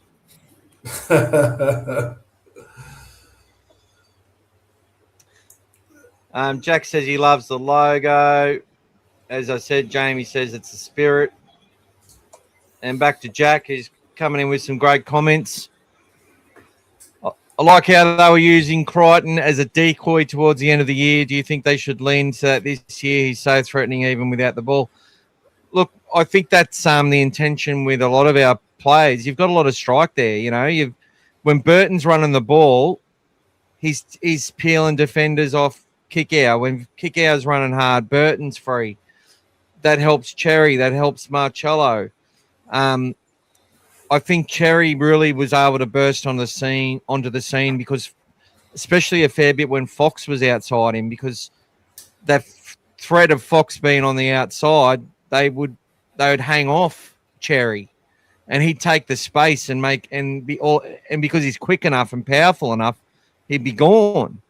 And we didn't probably see Bronson actually had to earn his stuff a lot more last year, and I was probably more impressed with his season last year than his breakout coming back to the NRL, because he had to earn it, and he set Marcello up quite a few times. He's still got a big ceiling to go as well, Bronson Cherry. And he's one that I'm really interested to see whether he stays with the club for a long time and gets extended and sort of is happy to play at a certain salary and that sort of thing. He's another one that I look at and I'm really unsure of the future, but I love having him in the team, and I think he's funny too. He's great on the social media and stuff. He's having a great time. He's got a second chance and he's taking it with every stride, and big in his faith, and good mates with Jacob Carraz and Bailey Hayward. There's a lot of love in that group, and we want to make sure the whole group loves each other as much as that's going back to what Gas was saying, what Shrek was talking about. I think if you get little pockets in your team, it can still work as well. Don't get me wrong. But yeah, that love's got to extend across the whole family. And that's what the Bulldogs are renowned for. And I think during those times where we had a lot of problems, there were a lot of little pockets and little cliques.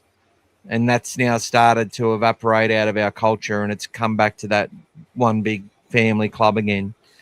And that's where we want to be. And I think another thing, Jack, I think Crichton was sort of not 100% last year as well. So yeah, he would have been pacing himself through the year as well, and using himself as a decoy sometimes so he can play the 80 minutes. It wasn't very often that he was able to exert himself like he did against Canberra. That was an obvious one. But his off-season has been amazing, and I think we will see another level from Crichton this year. And he will continue to do the decoys, but he'll also, when he does get the ball, it's going to be, battle stations, watch out as well. And just on and Bronson Cherry as well, I think, as you're saying, I think for me, one of the biggest things in 2025 was defensively for me. When he was there, that was huge. And when he wasn't there as well, we could see the difference when we tried to shuffle players around. You got to see how much defensively he was solid in that. And I think his attack still got a lot of potential to come as well.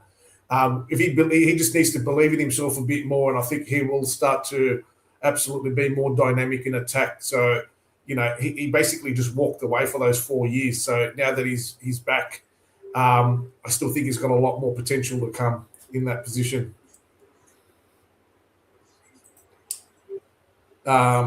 Eels and Bunnies games, they were out of control, mate. They were absolutely off the charts, those games. Super exciting. And obviously, that Eels game when when Lockie scored as well, I don't think you would have heard a louder roar than when that happened. It was exhilarating, but great times, and mate, I think we can beat those records this year. If we get off to a good start to the year and we've got some good weather, mate, I think anything's possible with our crowds this year. Kangaroo Killer. We've got a new member. New member alert. Trish Pettiford. Welcome. Thank you so much, Trish. Welcome. Welcome, Trish. Made our day. Beautiful. Thank you so much for joining the group. Come say hello. Go follow the Dogfather on Facebook. Join this competition. You can win a shirt for yourself or a family member or whatever. But great to meet you, and come say hello anytime and on our live podcast. And another thing, guys, in the week before Las Vegas, I'm just going to say it to make sure I do it.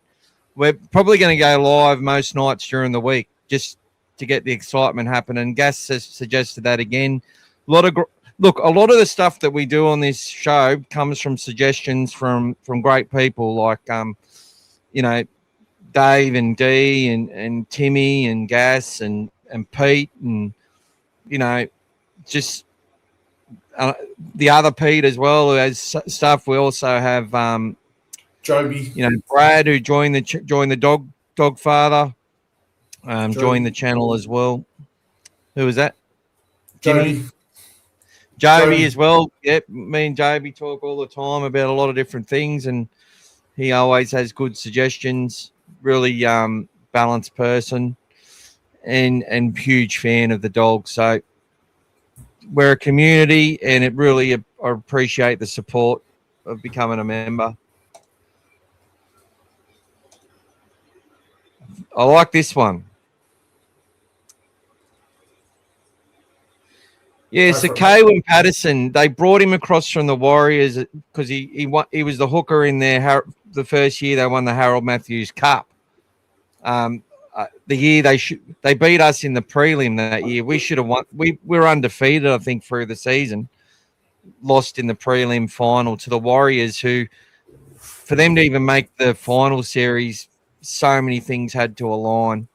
So many stars had to align for that to happen, and they had so many comeback wins after I think they lost their first 5 or 6 games or something, and they only play like 10 or 11. So they just scraped in, and he was the hooker. And we actually let some players go from our system that have actually gone to the Dragons and are doing pretty well. So, some really good player. There's another young guy that we've got that played in some of the Ron Massey as well. I think he's playing on the wing, but he was a halfback at the Roosters, and he's another one who they had a big rap on. So, look, the Ron Massey Cup isn't like for just the players that aren't going to play NRL. It's a place where they're sending a lot of the young kids that are really young, and you've got like 18 and 19-year-olds and sometimes 17-year-olds playing against Jared Hayne and Dylan Napper and and all these hardheads from the NRL who have played 250 games, and Michael Jennings and that. I've said it a fair bit. But so, look, they've got another couple of good kids as well that were from the hooker position. So I'll be interested to see if Kaywin through the trials. I think there's another trial game this weekend. And we'll put details of that on All Things Bulldogs, on the Dogfather page, everywhere, when those trials are going to happen for Harold Matson for SG Ball. I think Kaywin may even be in the SG Ball side, unless he's now in Jersey Flag. I'm not sure. But, I love talking about the youngsters coming through, and good shout-out. And another great contribution from you, Kangaroo Killer.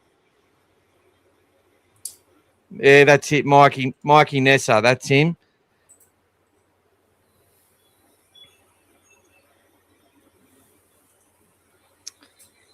Zydas M left us to go to Manly. Is that Zydas Mugatadia? He played at Manly last year, and Larry has gone to South Sydney this year. So Larry was playing Ron Massey Cup and played a few games in New South Wales Cup last year as well. And I like Big Larry. Just on a side note, for anyone who was wondering what happened at the last Ashes Test match in Kawaja's last game, yes, I was the guilty party standing there behind Mark Waugh with the logo, with the banner. So for all of those who are asking, that was me, unfortunately, standing there waving the banner, showing the Bulldogs at the Test match after the game, and right behind Bulldog Mark Waugh's head. In the ceremonies, but I was the guilty party. Thank you very much. That was me.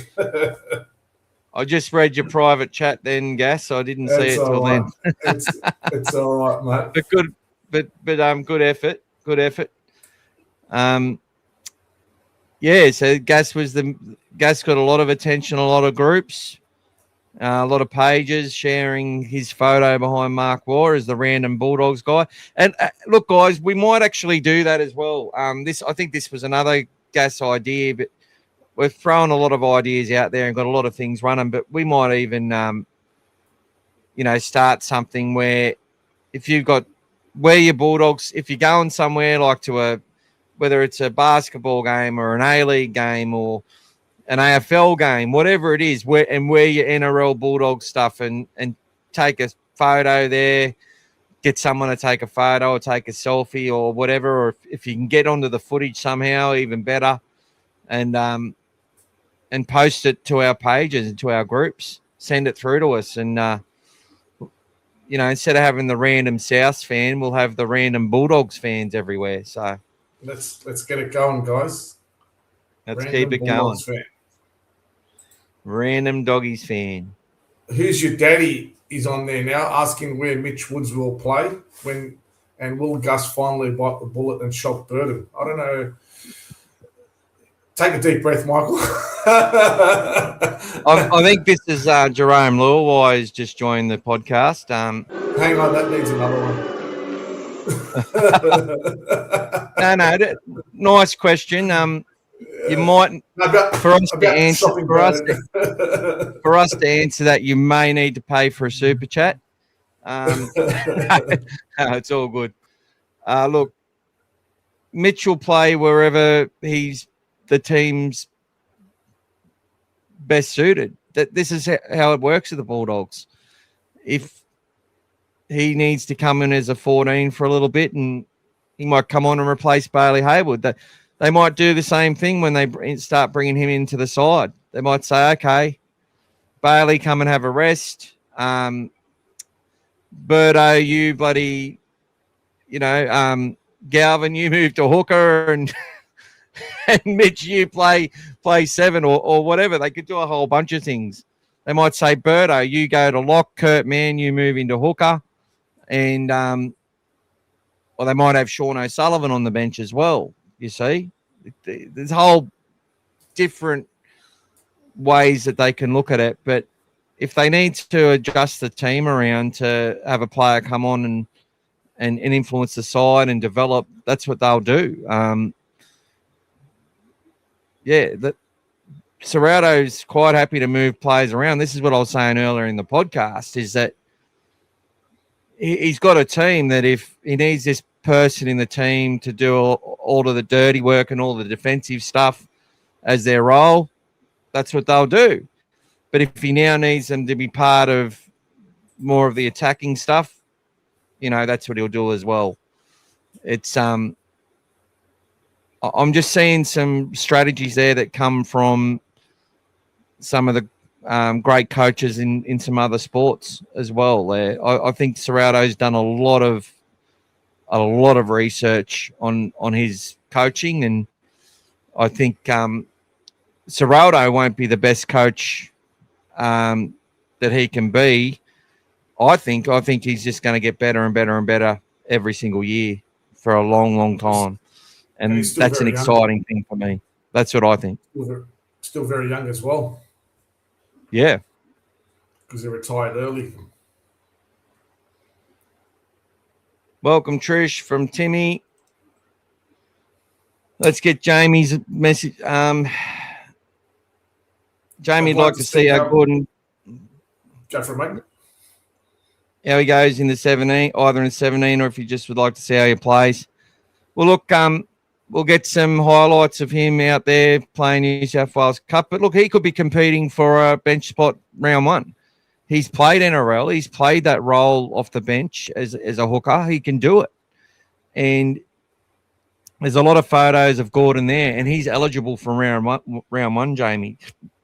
So look, I think that Jake Turpin at his best is a real asset for us.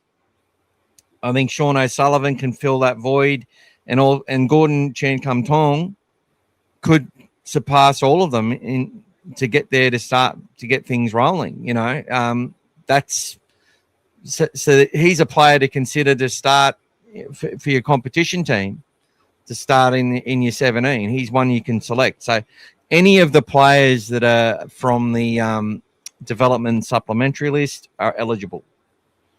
And he's definitely one who actually makes sense as someone to come on when Bailey Hayward's had worked his butt off and played 60, 65 minutes and might need a bit of a break. Or who knows, Bailey might just hit the ground running. Someone asked a question about Bailey as well. Did I answer that? You did answer one before, yes. I just need to go to...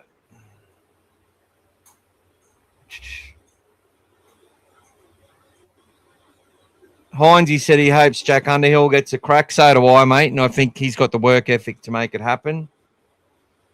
There was something about... You did answer one on Bailey. We had a chat about that already. How is he training? Kangaroo Killer was asking about him as well. Hoping that he can lock up the number 9 jersey long term. Will we get different jersey variations this year with the new logo? Welcome, Devon Guest 4954.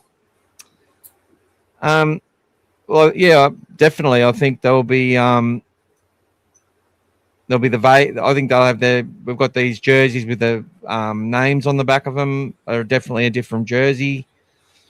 They're especially for Vegas. I'm not sure if there's any celebrations coming up, but I'm sure we'll have an Indigenous round jersey. We'll have may have an Anzac round jersey.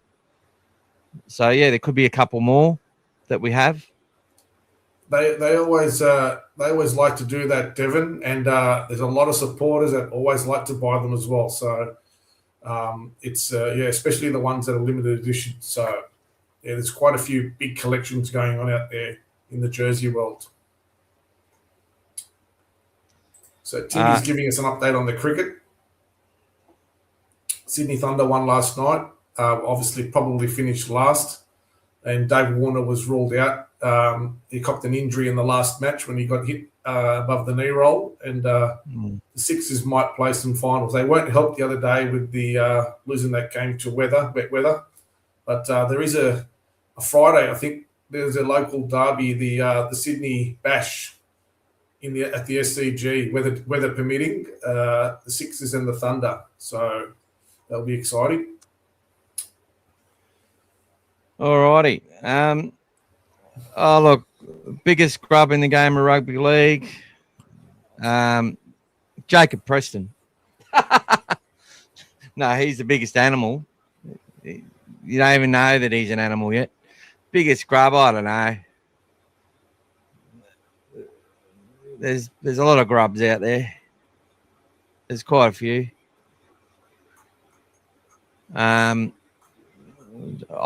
Jerome doesn't worry me. I sort of watch it. I don't see that as grubby, but a lot of people would. I can understand why you'd call him a grub. He's all right. I think he's a good human, which is what matters. He's a better person off the field. Jamie's also reminding us that his super chat was also the one about Hayward as well, which he did answer as well. Yeah, that's who I actually answered. I didn't actually answer the original question though about how's he training and stuff. He looks to be training really well. He looks to have built put a fair bit more muscle on, and be rest assured he's sitting there passing off the deck hundreds of times a day just to improve that part of his game. So there you go. How are we going? 1 hour and 50 minutes. Not as many people as I thought would be on here tonight, but I'm really grateful for everyone who has come on. And we'll always be here, rain, hail or shine, to talk about our beautiful Bulldogs. Anyone else got any questions they want answered? Get them in quickly. We will be ending the podcast within the next 5 or so minutes. So you got anything else you wanted to add, Gas? No, mate, I'm all good. Exciting, mate. A little bit faster, just come in with a late question. Do you think that Cleary gets the Blues jersey again this year? I think that's a pretty good question, actually, considering how he's gone there. But it's going to be a hard one to take away from him. Big thank you to Jack, mate. Big thank you to you, brother. Massive. Wonderful. So we made $20 in super chats tonight, guys. I always say if we make $50, I'm not trying to get more than what I'm getting. Like, well, I am. But, if we get 50, I will do a draw to anyone who does put the monies in, and send them a copy of the Rugby League Coach's book, which is a great book to learn more about the game of rugby league. And I can get that signed by Lee Addison, who did coach the Panthers. His international record is 8-0. So he's a really good coach, and that's his profession. But big shout out to you, Jack. Thanks for joining the channel. Thanks for your great contribution, just like everyone. And thanks for throwing a bit of money at us. Especially this time of year, it's really good. And really does help cover all the costs that we have each month to provide the podcast. Oh my God. There you go, mate. Well, there we go. We got $50. So look, I think you have to give him the book, mate. I think you're gonna have to give him the book. Well, I think I'm gonna have to give one to you and Jamie, to be honest. And Jamie, yeah. Give them both the book, mate. Get it signed, mate, and send it off, mate. All right, we'll send them off to you guys. So, no, you weren't cheap for me at all, brother. Not at all. Me and Gas are having a fight on who clicks on the chat. Yeah, thank you so much. And I know everyone else not everyone has the ability to pay money and that sort of thing. And I appreciate everyone's contribution. Come here, like, subscribe, share, do all that stuff. It all helps, and really helps us, guys. No, he's not a better man. He's not a better man than you, a little bit faster. As I said, some people have to spend their money on other things, and some people have the ability to pay for what they love. That's just the way it is. And much appreciated, guys. I'm actually blown away a little bit. Really blown away by that. So well done. Good on you, Jack. Thank you. And good on you, Jamie. I can't forget you, because you've been providing super chats every single week for a long time now, which is much appreciated. And guys, I can tell you, Michael won't, but even this week alone, Michael upgraded his systems and everything, and had to pay a bit more on his subscription. So you don't see it behind the scenes, but he does a lot just to keep all of these things that we're doing going, and to keep adding better content. He's also just got himself some new gear. You probably see a new microphone standing there in front of him, a new camera as well, which is got some more functionality now. But all of these things cost money. So he's doing all these just to make it better for all of us. There you go. Look at that. That's very scary. But yeah, so you don't see that, guys, but it is something that he does. So yeah, thanks to all your support, Michael, and all the articles that you write. and the time that you do. He's always balancing out his work and the time that he's putting in. And even when he's working, he's doing Bulldog stuff. So, it's we're always got blue and white in our minds, and that's all we see through our eyes as well. So yeah. All right. So what I'll get you to do, if Jack and Jamie, Jack, if you want to add me on Facebook as a Facebook friend or something like that, so I can get your address, that'd be great. Same with you, Jamie. If you want to give me that address, let me just send me that through. I'll actually reach out to Jamie on chat.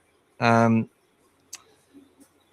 thank you to Jason as well, who on his other account is a member of the channel, playing with the Dogfather, and the Dogfather actually went and paid him a visit on New Year's Eve and had a bourbon with him. So even better. I won't promise that to everyone, but I do owe a couple of people a phone call, which is part of the deal. So there you go. Oh, I can't believe it. That's amazing. Thanks for your support, guys. There you go. And be ready in a few minutes. Countdown number 46 will be live. So keep an eye on that on All Things Bulldogs as well. And you would have seen my page, Don't Break Defense, has got a new logo now as well. So there it is there if you haven't seen it. Oh, beautiful. I love it, mate. And we'll get that on our stuff as well. Yeah. So it's all right, guys. Reach out, say hello. 46 days to go. That's it. 46. That's it. Add me on Facebook. I'll reach out to you, Jack, or I'll go hunting for you. And we'll get some stuff out to you guys. How many times have the Bulldogs won by 46 points? Guess we'll probably find out. We'll find out, mate. Let's go.